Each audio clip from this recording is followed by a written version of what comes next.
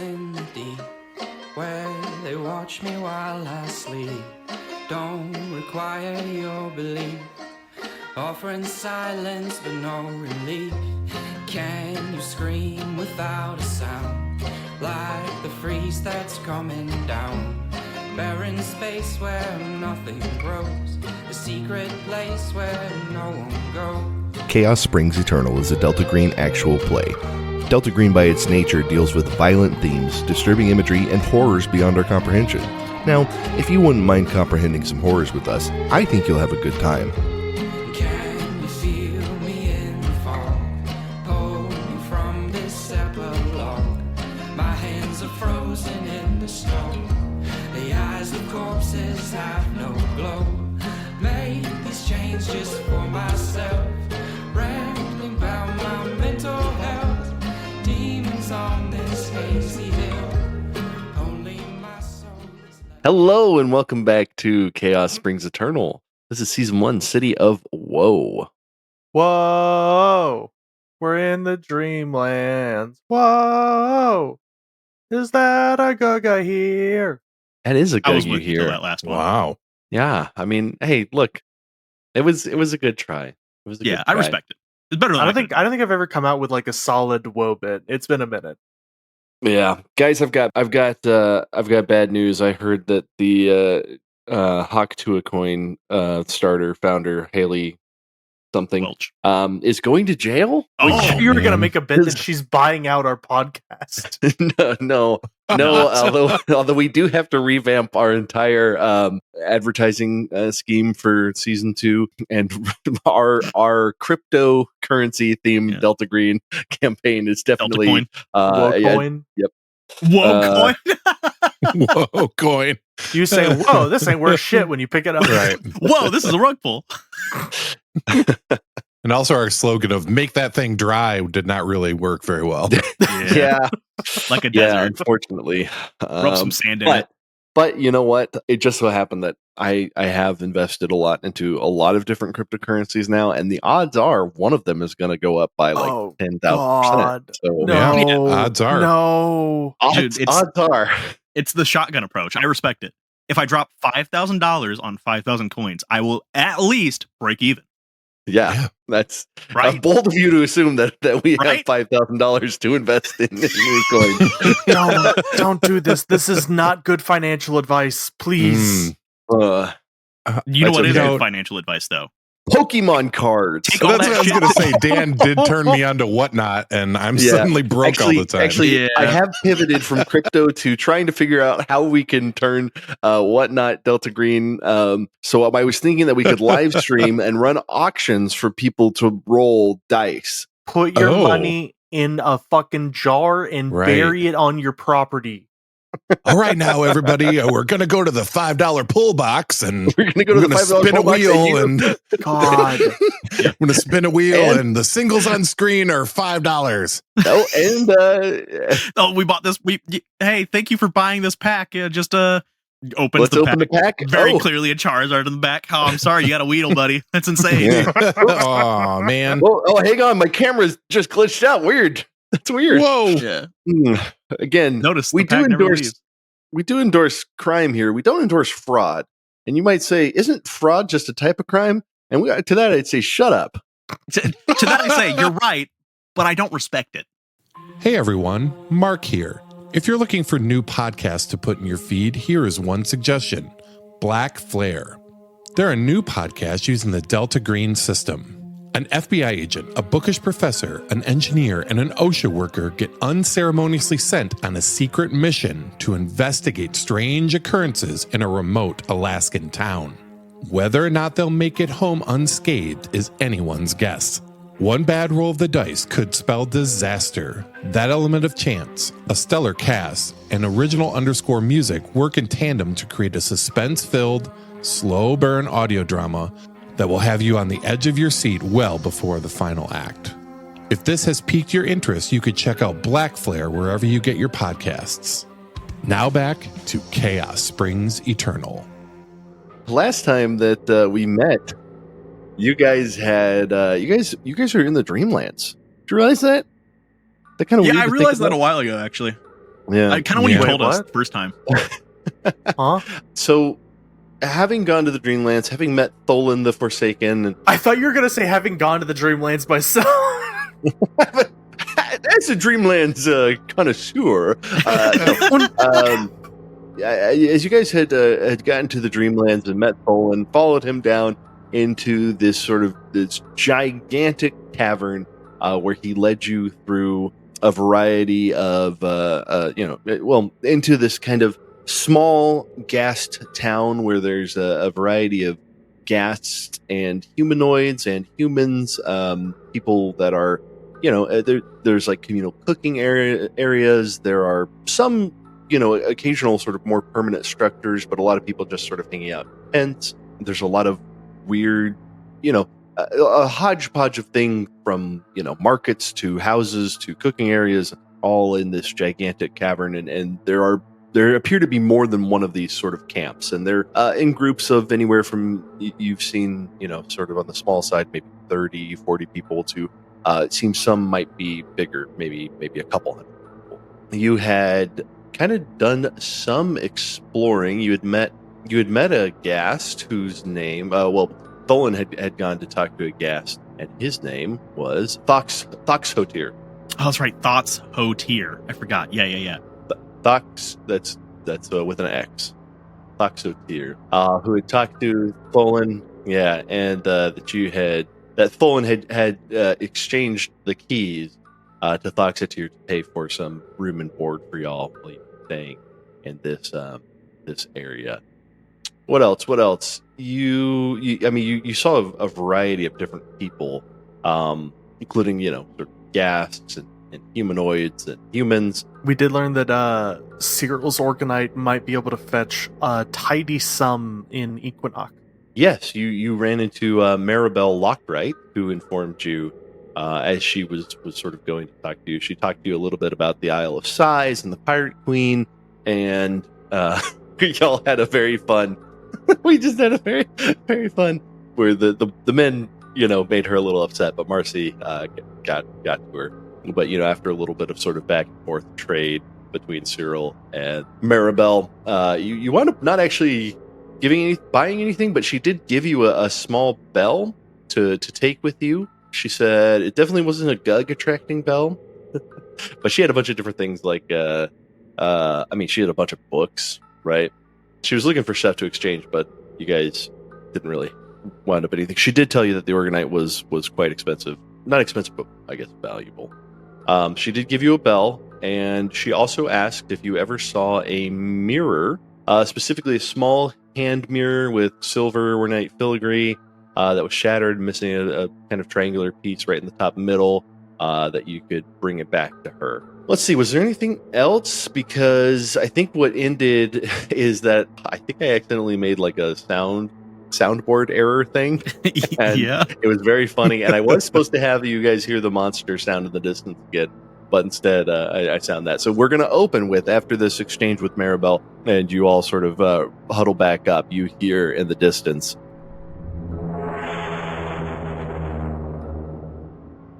that sound. What the fuck? That is Yikes. that's what I was trying to get at for the screech of the Gug. And when that happens, everyone sort of turns and looks, sort of off in the distance, and there's a noticeable tension that arises across the camp. But after a minute or two, things sort of settle back down. People start shuffling back around. It looks like Tholen has finished talking to Thoxhotir, and y'all are free to do whatever you want. So y'all are just fine with that getting closer and closer? Then they'll deal with it? Are you asking Tholen? Yeah. He, kind of smiles. Says, well, not much that we can do to avoid it, but if it gets close, we can abscond if needed. Is there a plan for it? To abscond a certain way, or just... Well, you find out where it's coming from, and then you go the other way. I see. Okay. Whew. Okay. Has something like this happened before? Gug invasions are rare, especially when as big as that one. Normally they're about as big as.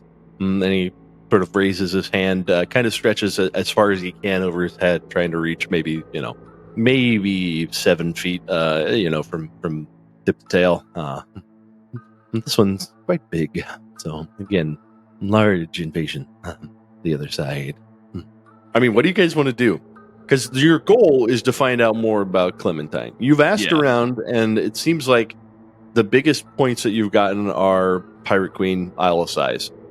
Yeah, I think we need to start heading. Yeah. We need to head to that one place, right? The one place. Which place is that? I got it. Hold on. No, the Equinox or whatever. Inquanac. Equanic. Inquanac. Inquanac. That's where a map is. Correct? Yeah, the sages who can make the maps to the Isle of Sighs. Is Tholan, are you coming with us to there, or are we splitting? I have not been to Inquanac in quite some time. If you want me to assist you, I could tag along, but you would have to promise me a part in whatever bounty you might gain while you were there. A trip to the Isle of Sighs would be quite nice, but I do not think the Pirate Queen would look fondly on me particularly. Why you?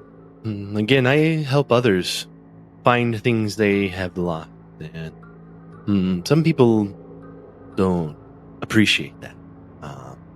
Usually because they have nothing to anchor them back home. So they are stuck here.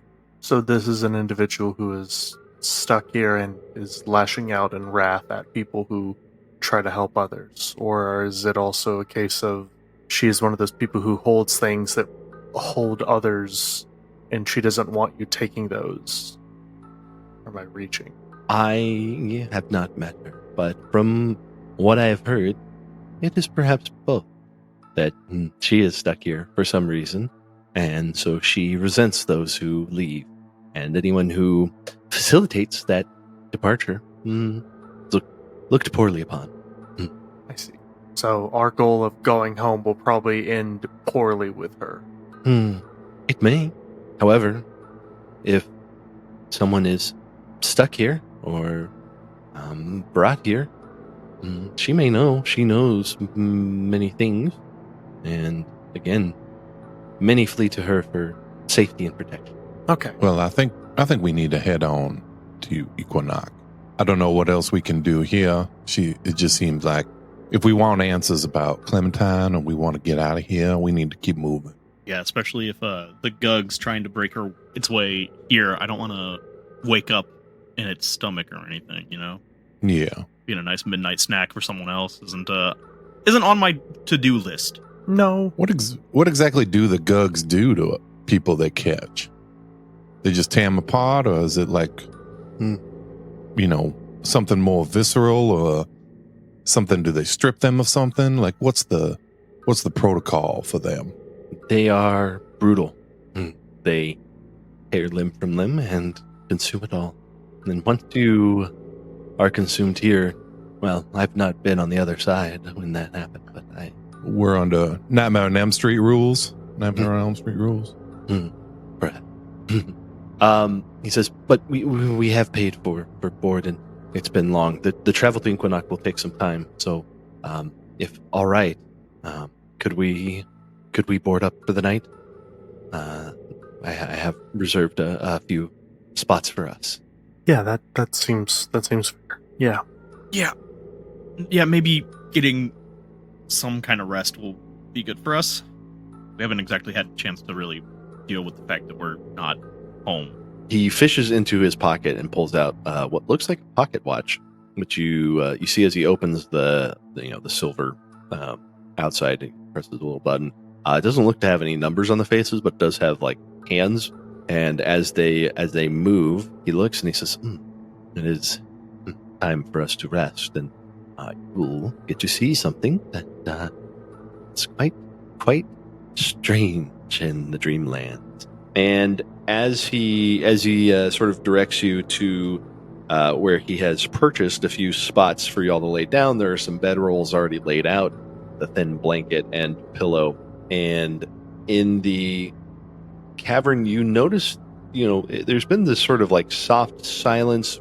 You can hear some crackling of fire, some people, murmuring, occasional opening of doors, but you hear sort of a small, like almost melody around, just like kind of like wind rustling. So a lot of like whooshing, sort of like almost flute-like quality as a small but steady breeze begins to pick up.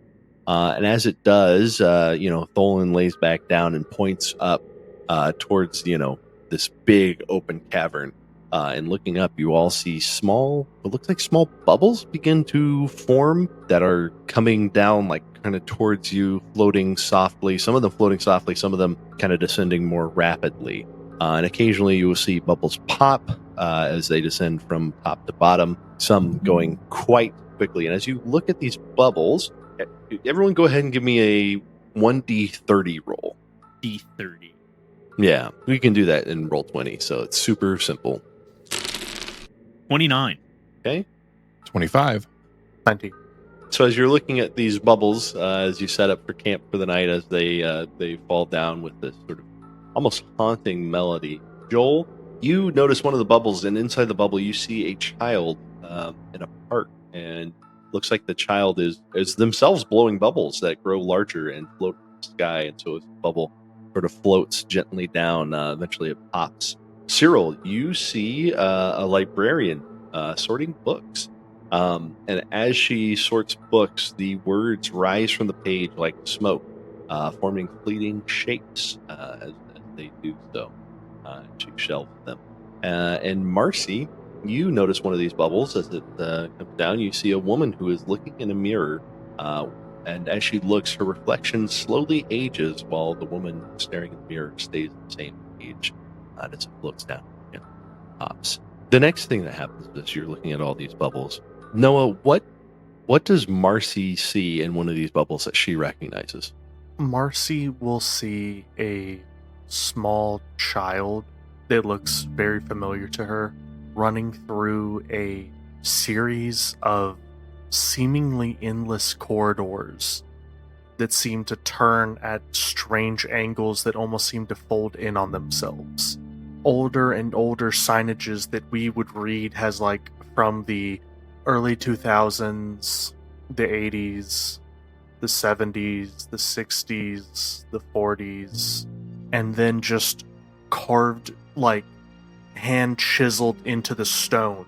Shelves that stretch up into the cavernous interior of the bunker with more and more products that seem to go on from one century to the last, until she stares up and nearly falls backwards as a can of beans conks the child on the head and they are unconscious. Very nice. Tyler, Joel sees another one of these bubbles and he recognizes the scene inside of it. What does he see in this bubble? Joel sees first person, but he is younger, probably early teens, like 12, 13. And he is, for whatever reason, inside of the asylum that his grandparents ran. And there's the sound of a door, like, thrashing. Like someone's trying to, like, either get into or out of one of the rooms. And the sounds of chains rattling and, like, wood creaking and the door, like the brass door handle, like frantically opening, like trying to get out. Joel, as this child, kind of saunters up to it, terrified, but for whatever reason knows whatever's on the other side he needs to see. And he reaches out, and as soon as his hand touches the doorknob, it all stops, falls quiet. He opens it, and there's this hard smash cut to now he is at his own wedding, viewing it from his own eyes. Looking out, he can see all of his friends and family, but instead of, like, he recognizes them as friends and family, but to us, the viewers, like, it's just kind of this amalgamous, like, face. Like, you know how, like, when you dream, you don't really see faces properly? Kind of is like that all over. And the pastor is going through the, do you take your husband to be blah, blah, blah, all that kind of stuff. He's holding on to his wife's hands. They're very cold, clammy, fragile, and his heart is racing. He's excited, and it gets all the way up to, you may now kiss the bride. They kiss, they pull away, and it is just this like emaciated, mummified corpse in a wedding gown that he's married to now. Haunting. Mark, as Cyril gazes up at these bubbles, he sees one that he recognizes. What does he see in that bubble? He sees a small village in some part of Afghanistan. Lots of winding streets, and he sees his patrol buddies all stretched out before him. And he's got his camera with him, and they're walking along these streets.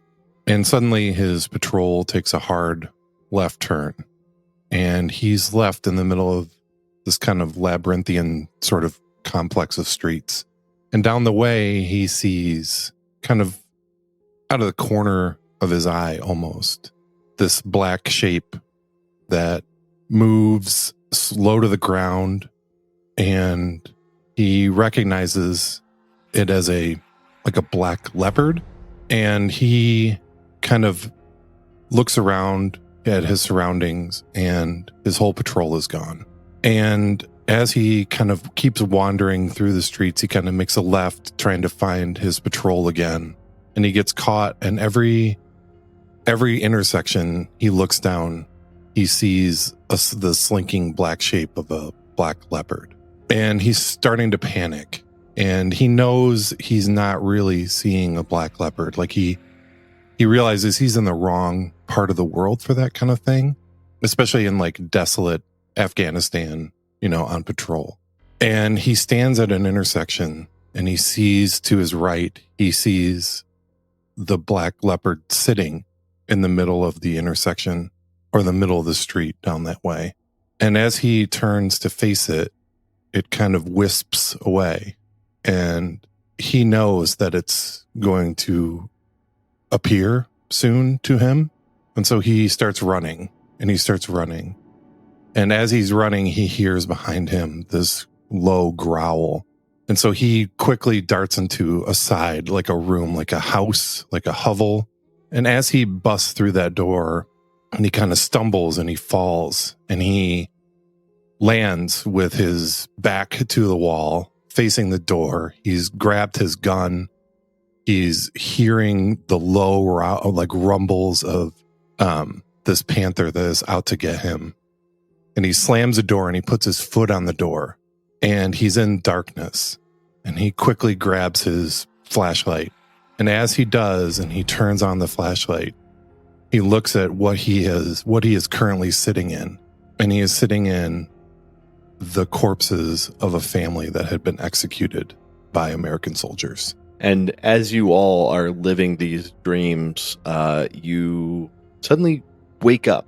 But it's a strange sort of waking. You realize that as you connected with that bubble that had been your dream, that you had actually fallen asleep in the dreamlands, but then you woke in the dreamlands, and you see Tholen begin to stir, and you all feel strangely kind of refreshed. But it's a strange sort of thing where the last thing that you knew, you had been watching this bubble, and you don't really recall falling asleep, but you woke from that familiar dream, a dream you've had before. Maybe you've had it recently, maybe you used to have it in your childhood, maybe you've had it multiple times, but that's a kind of strange, disturbing feeling as you wake. In fact, it's so disturbing that you all need to make a sanity roll.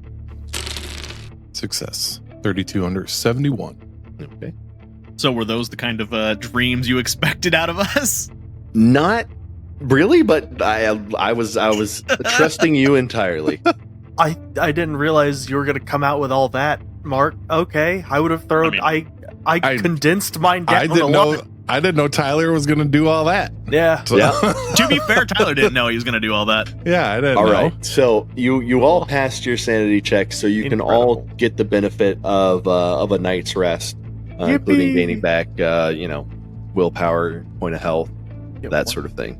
So, as Tholen stirs, he sees you all looking around. Maybe you've stirred awake, and strangely, you all have kind of stirred awake at roughly the same time.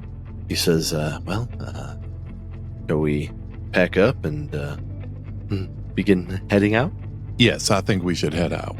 What was that? Oh, yes. So this is the Dreamlands, and not only is it the place where dreams are, but it's the place where dreams intrude. You can see dreams from anyone, as far as I know, any time. Did you recognize a dream? Yeah, I'm sorry. I guess I just didn't expect the word dream to be literal in the name. Yeah, just a nightmare I've had a lot. That's crazy. What do you dream about, Tholen? His, sort of smiling, almost dopey face turns slightly paler, if it can be, in the sort of firelight of what appears to be morning in the Dreamlands. It's just someone bringing me home. Do you want us to try to do that for you? Unfortunately, and he sort of looks at where you see that the staff that he has is next to him. Because unfortunately, I don't think I can go home anymore. If you find a way, then perhaps. Okay. Well, I don't understand why you can't go home. Are you're just forsaken here? You can't leave? I have no anchor back to the other world. I don't exist over there. What do you need to have an anchor? I wish I knew. But some people know the Dreamlands well. I know them better than most people. Because I've been here for so long. But I think I would need to be separated from this. And he looks down. Because I'm not sure that's a price that I'm willing to pay. Have you grown comfortable here as well as you can? Oh, yes. It's just not a bad place. Strange, but not bad. You have friends? Friends might be a generous term for it, but I have many people who I have helped and who might name me friend. I hope that we can come to name you friend. You see that his sort of dour look has turned around as you say that. I hope for that very much, Marcy. And he begins sort of packing up. Occasionally he'll wave hello to passers-by. And as things, sort of seem to be connecting well, you guys all hear something that is sounds much closer and louder, actually. It sounds a little something like this.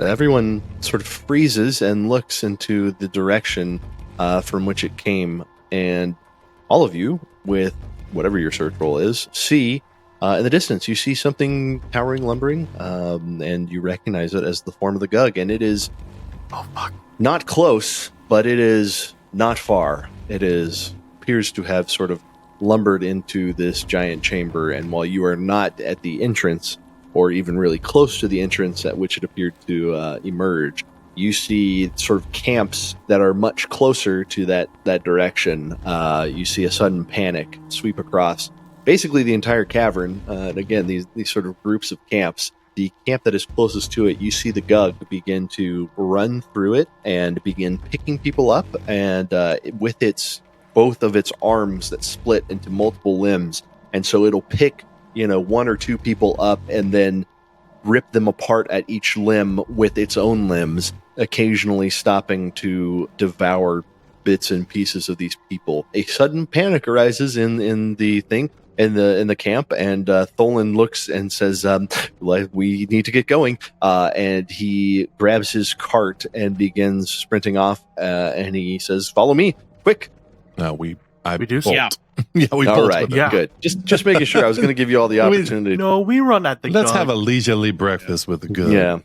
Yeah. So as you begin pushing your way through this cavern, following Tholen. I mean, there's a group you see. You notice Maribel is breaking down her shop really quickly into a handful of suitcases, which she tosses apparently in like some sort of hole in the ground, and then puts a rock on top of like a board on top of the hole, and then she begins dashing off. You see Cocytus begin sprinting off, and essentially everyone from the camp is sprinting, and you notice other camps that are begin sprinting, and as you run after Tholen, if you ever happen to turn over your shoulder to look, you see that this Gug is essentially tearing its way through various camps, stepping through any of the small buildings that have been formed, crushing rocks underneath its legs as it stomps forward, sprinting through, and again just sort of picking up people, tearing them apart as it runs. But you notice that there does appear to be a small organized resistance of ghasts. You notice maybe 10 or 20 ghasts with various spears, and they appear to be harrying it, hampering it, as they sort of circle it and begin fighting. And so it has slowed down somewhat as you begin speeding off, but you are keeping up with Tholen. Everyone go ahead and make athletics rolls. Okay. Cyril and Joel, you both are keeping up pretty well with Tholen. Marcy, with a 74 over 41, you stumble over a rock and fall, scraping your hands, taking 1 point of damage, and you are a little ways behind. But you are not so far behind that you have lost sight of them yet. So continuing forward, you notice that the Gug has made its way past this first resistance groups, and they've either been scattered or killed, this group of ghasts. And it looks like there is a secondary group of ghasts that appears to be forming up to try and slow this down or potentially take it down. But it is, again, screeching its way as it begins, tearing through various things. And you see that it has now begun to tear through the cell in which you were, not cell, but the camp in which you were. But you have made some progress. Tholen looks back and he says, please keep up, we're about to go uphill. This one's good. This is going to be the hard part. Please help push the cart if you don't mind. And he begins, he sort of breaks off from sort of the main pack and to a sort of side track that you guys didn't even you wouldn't have even known it was there had you just been running. And Marcy, you're able to catch that. As you head up this side track, I need everyone to make another athletics roll. Success. Oh boy. Oh baby. Oh no, Marcy, you want to work on your cardio there, sweetie? 80. All I right. put points in it. You have more than either Joel or I. 2 successes, one failure. Marcy, Never punished. You are falling further behind as Cyril and Joel help push the cart up. Marcy, you saw the turn, but you are down at the base of this, again, having sort of maybe stubbed to toe. Maybe as you turned, you sort of got jostled among a group of ghasts or people. Go ahead.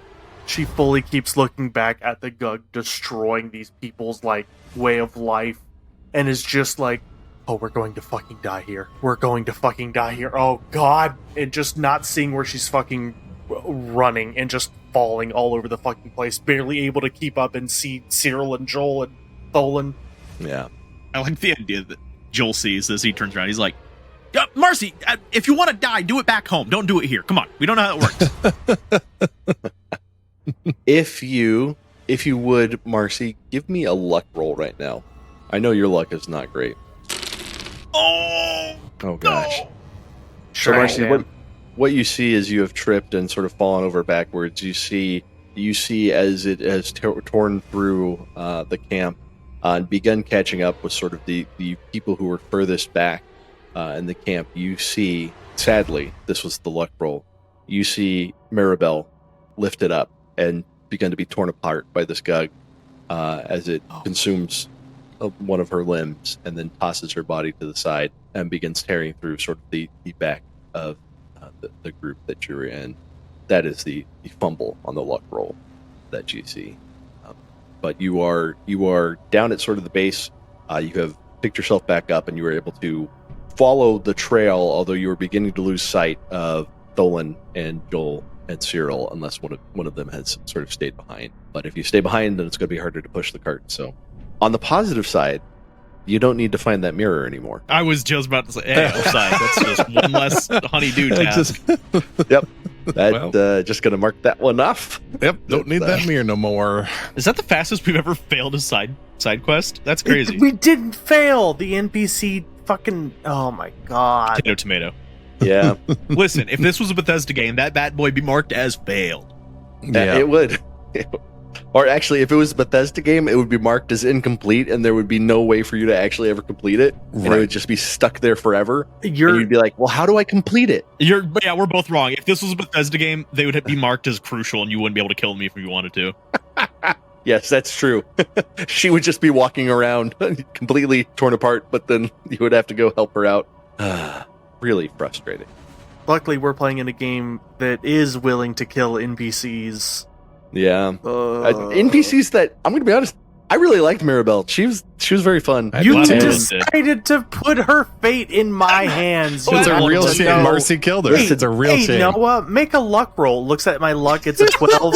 Oh boy. What's y'all's luck? I don't think anyone else could. Like, does anyone have higher than a 33 right now? I have 17. I have 16. Okay, so yeah, it would have been fucked no matter. Okay. We've pushed our luck, quite literally. We certainly have. We were due to have you kill some NPCs. It's true. I didn't kill anyone.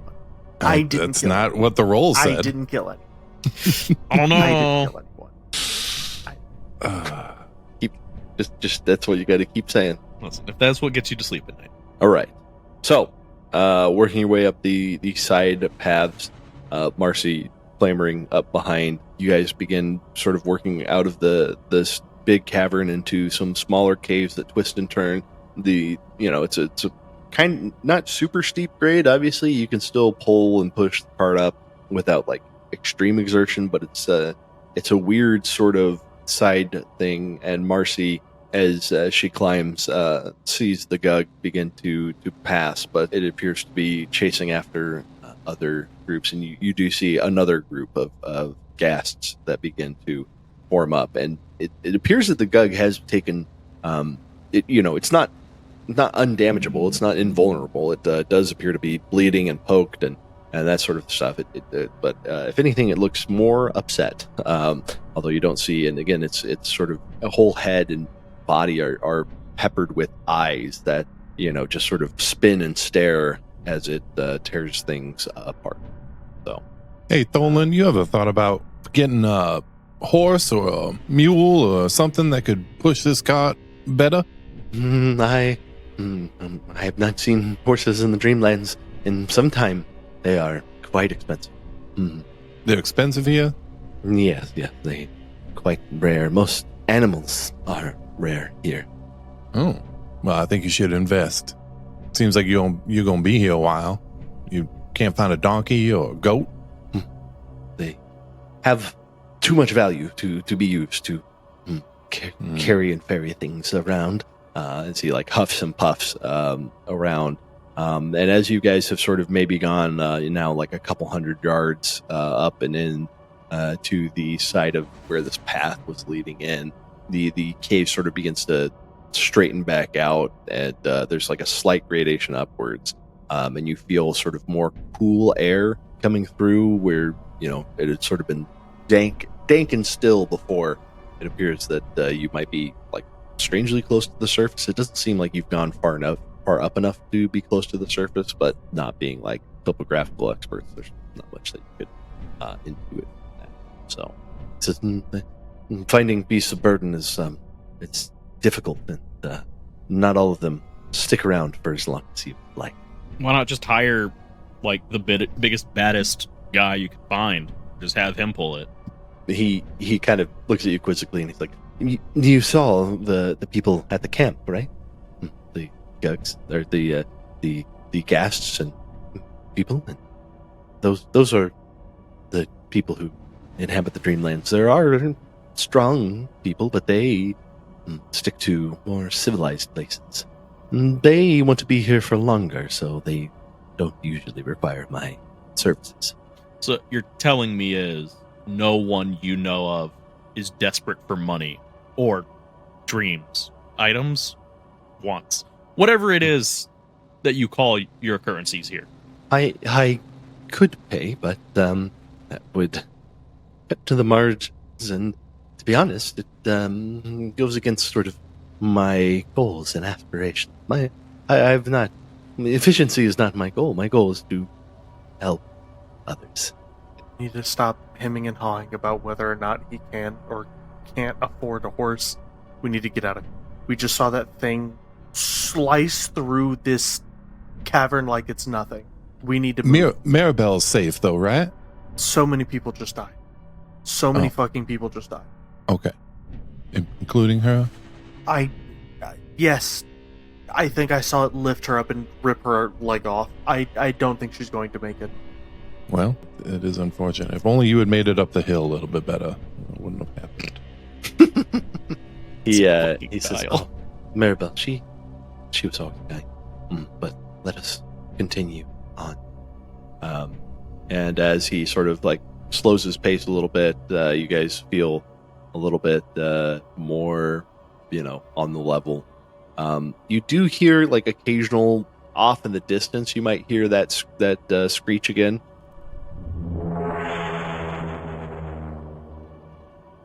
But you occasionally hear that, off in the distance. But it appears to be getting. It sounds like it's getting quieter and quieter as you continue through the cave. As you continue through this, these cave tunnels, everyone go ahead and make me a search or alertness roll. Either one for this. Success. Success, 62 under 64. 75 over 58. Okay, so with Marcy's failure, Marcy, maybe you're sort of still dusted up and kind of looking back every once in a while just to ensure you're not being followed, and also sort of harrowed by the memory of seeing that creature, people you had just met, limb from limb. But Joel and Cyril, rolling search and alertness respectively. Joel, maybe you are beginning to sort of look around, notice the surroundings a little closer. And then Cyril, you're just sort of going off instinct, in this strange place. But you all see, in fact, I got to roll for Tholen too. See? And he fails. So Tholen is just sort of pushing forward, head down, sort of like muttering like, get to Inquinoc. Let's go, I know the way. But as he's doing this, you guys have been traveling for a little bit now. Joel and Cyril, to get to the point of what I'm trying to describe, is that you notice sort of in the edges as the sides of the tunnel have sort of come in and out, and as one of these sort of branches into a larger tunnel, you notice sort of maybe around the corner, trying to stay out of sight, you two notice on either side what appears to be a couple ghasts that appear to be trying to hide. And as you push forward, they actually, let's see, do they notice you? I mean, they notice you, but did they notice that you noticed them? Nope. So they don't know that you have noticed them. So you have an element of surprise now, Joel and Cyril. And we are going to get into combat, because that's what this is going to be next time. Oh, fuck. Oh, God. Come on. Nice. Oh, God, not here.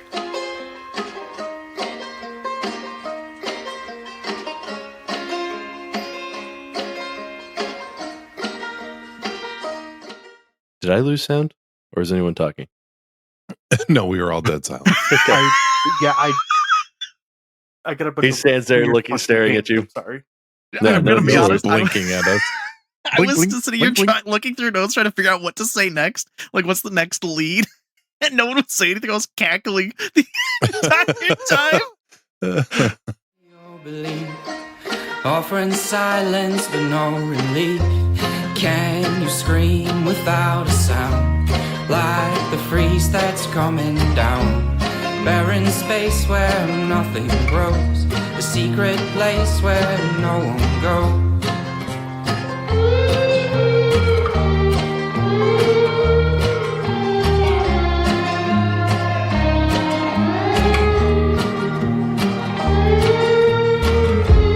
Can you feel me in the fall? Pull me from this epilogue. My hands are frozen in the snow. The eyes of corpses have no glow.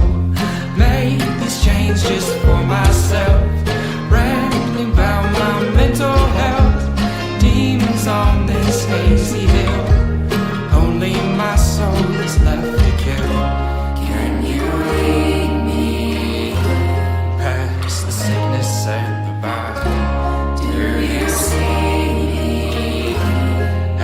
faces with no smile. Where can I run? Where it cannot chase me down.